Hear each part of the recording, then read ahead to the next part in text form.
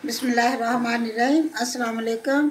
अज मैं बनाने लगी हाँ गाजर का हलवा। मैं 3 किलो गाजर लिया सी, उन्होंने मैं साफ किया करके धो के अच्छी तरह साफ करके फिर कट के रखिया। तकरीबन 2 किलो ये बन गई होने। 2 किलो कटिया हुआ जोड़ा कद्दूकच किया है ना, 2 किलो होगा। कद्दूकच करके रख लिया। इन्होंने वास्ते मैंने चाहिए 1 कप लूँगी चीनी का, बाकी चीज़ा लूँगी थोड़ा किशमिश ली आ, कुछ बादाम लिया, कुछ गिरी ली आ, खोपड़ा लिया। इनू हजे मैं नहीं मतलब कटिया नहीं था। 1 प्याली घ्यो की लूँगी। फिलहाल तो पहले मैं इन्हों पानी खुश्क करूँगी अच्छी तरह। पानी खुश्क करके फिर अगे चीज़ा डालूँगी, फिर तुम्हें दिखाऊँगी बना। पानी खुश्क करूँगी जो अगर प्लीज़ मेरा चैनल सबसक्राइब करो, जिन्होंने नहीं किया वो मेरा चैनल सबसक्राइब करो ताकि तुहानू मेरी वीडियो जड़ियाँ अच्छी वीडियो मिलती रहन। जिन्होंने सबसक्राइब किया है उन्होंने बहुत बहुत शुक्रिया। ज़रूर मेरा चैनल सबसक्राइब करो। चलो हुण मैं बनाना शुरू कर दी हाँ। बिस्मिल्लाहिर्रहमानिर्रहीम। हुण मैं इहदे विच डाल दी गाजर। अगर तो सारियां डल गई तो ठीक है, अगर ना सारियां डलियां तो अद्धियां डाल के उन्हों पहले पानी खुश्क करूँगी अच्छी तरह। फिर थोड़ा अद्धियां डालियां डाल के इन्हों पानी खुश्क करूँगी। पहले इन्हों पानी भी खुश्क करूँ, फिर बाद उन्हों करूँगी खुश्क। फिर थोड़िया जिहियां हो जानियां जो पानी खुश्क हो गया इन्हों। मैं पानी खुश्क करके तुहानू एक दफ़ा इन्हों विच रखता।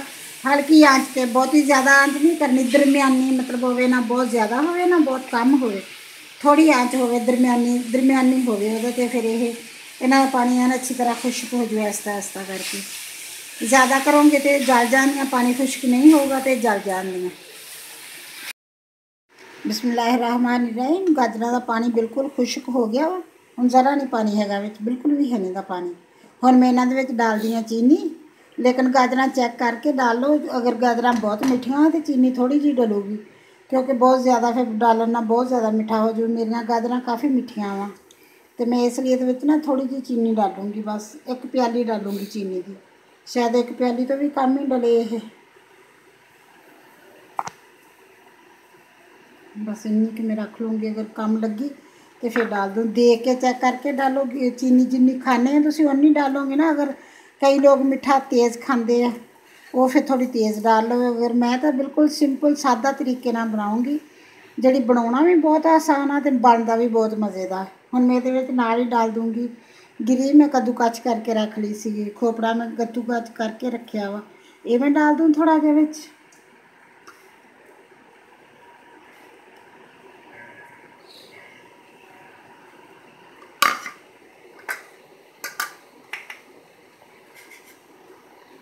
थोड़े जे डाल दूँगी बादाम, मर्ज़ी है अगर है तो डालो, अगर नहीं है तो बेशक ना डालो। वैसे ही बस चीनी डालो, घ्यो डालो, ये अच्छी तरह भुन लो। वो तो बहुत मज़े का बनता वा खाने वास्ते, ताकत वाला भी हुंदा वा, वैसे भी मज़े का बनता है खाने। हुण ये जिवें चीनी सारे मिक्स हो जूगी, फिर मैं ये डाल दूँगी घ्यो।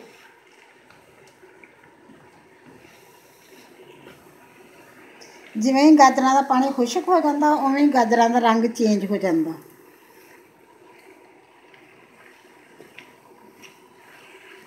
हम चीनी थोड़ी खुश्क हो लवे।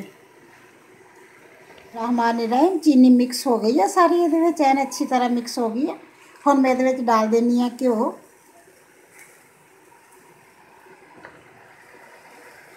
घ्यो बेशक तुसी ऐल डालो, बेशक देसी घ्यो डालो, बेशक डालडा डालो, जिहड़ा मर्जी डाल लो तुसी घ्यो। लेकिन जिन्नियां गाजर होन गाजर के हिसाब नाल डालोगे। ये नहीं कि तुहाडे कोल गाजर कम आ तुसी घ्यो ज़्यादा डाल या गाजर ज़्यादा घ्यो कम डालो। तो गाजर के हिसाब नाल तुसी डालोगे। अगर मैं तो 3 किलो गाजर लिया सी, तकरीबन वो 1 प्याली डाली है घ्यो की, 1 कटोरी छोटी। बेशक आयल डाल लो, आयल भी बहुत अच्छा होंदा। मैं आयल डाल के भी ज़्यादातर बनानी हुंदी हूँ। हुण जिवें घ्यो इहदा विच खुर जूगा अच्छी तरह इन मिक्स हो जूगा, फिर मैं ये हमारे घ्यो तकरीबन ये जज़ब हो गया, सारा खुर गया है अच्छी तरह। हुण मैनूं एन अच्छी तरह भुन लूँगी। थोड़ा जिहा ये मैं डालदी हाँ किशमिश,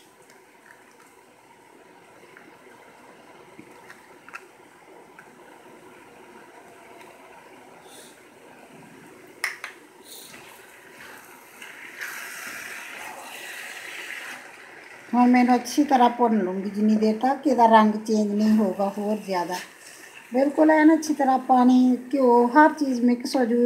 पानी बिल्कुल खत्म हो गया बिल्कुल खत्म सी लेकिन थोड़ा घना हुंदा ही आ फिर भी विच हुण जिवें घ्यो पै गया वा हुण ऐन खत्म हो जूगा पानी। फिर हुण मैं अच्छी तरह भुनूँगी उन्नी देर तक इहनूं भुनूँगी जो घ्यो छड्ड जूगा फिर मैं इहनूं बंद कर दूँ मतलब घ्यो नज़र आउण लग जूगा फिर बंद करूँगी। एक दो दफ़ा तुहानूं भुन्न दे विच दिखाऊँगी।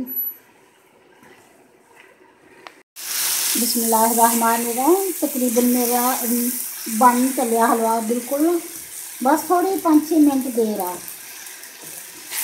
ज़्यादा मैं तुहानूं दसना भुल गई कि 10-15 मिनट लगे सीगे गाजरां दा पानी खुश्क करदी ने मैनूं ते हुण ਉਹਦੇ बाद 10 मिनट लगे होने हुण मैनूं भुनदी ने इहनूं लेकिन भुज चलिया ਇਹਦੇ पानी ਇਹਦਾ घ्यो दे विच निकलण लग गया ना घ्यो ਇਹਦੇ विच तो हम तकरीबन बस भुज चलिया गाजर का रंग भी काफ़ी सारा चेंज हो गया उदा भी बन चलिया। सिंपल देसी तरीका है आसान तरीका बनाने का कोई ना मुश्किल नहीं गा कोई भी ये कोई मुश्किल हो जो कुछ भी नहीं ला के गाजर डालो कद्दूकस करके पानी खुश्क करो घ्यो थोड़ा डालो वो चीनी डालो तो चल बस मुड़ के उन्होंने अच्छी तरह भुन लो बेशक कोई चीज़ भी ना डालो तो भी बड़ा मज़े का बनता है। ताकतवर भी होंदा है ताकतवर भी होंदियां गाजरां वैसे भी कई चीज़ों तो फायदेमंद आ ये।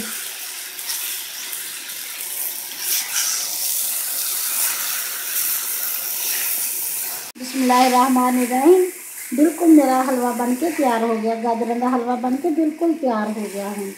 ज़रा नहीं ये किसी चीज़ का ना पानी आ ना कुछ भी मतलब ये घ्यो बिल्कुल घ्यो देखो घ्यो हो गया ना ये उत्ते घ्यो आन लग गया देखो बिल्कुल हो गया माशाल्लाह बनया भी बहुत अच्छा बहुत अच्छी खुशबू आती है जी बहुत अच्छा बनया बन के बिल्कुल तैयार हो गया हम मैं थोड़ी देर बंद करके रख दूँगी। रहमान रहीम मेरा गाजर का हलवा बन के बिल्कुल तैयार हो गया माशाल्लाह बहुत अच्छा बनया वा बिल्कुल सिंपल सादा तरीका बनाने का देखा जी मेरी वीडियो बिल्कुल सादे तरीके नाल बनाया वा असलों तो बनया बहुत मज़ेदार माशाल्लाह है। ਇਹਦੇ ਨਾਲ मैं खोया रखा वा अगर तुहाडी मर्जी आ खोया डाल के उत्ते खाना खोया डाल के खा लो नहीं खाना विच घ्यो तो डालिया वा उदा ही खा लो उदा भी बहुत मज़े का हुंदा। अगर खोया डाल के खाना है तो थोड़ा खोया गर्म करो गर्म करके उत्ते डाल लो तो खा लो फिर भी मज़े का होगा। वैसे ऐसे ही खाओगे तो वैसे भी बहुत मज़े का होगा इदा भी माशाल्लाह बहुत अच्छा बनया। अगर मेरी वीडियो पसंद आए लाइक करना शेयर करना सब्सक्राइब करना। अल्लाह हाफिज़।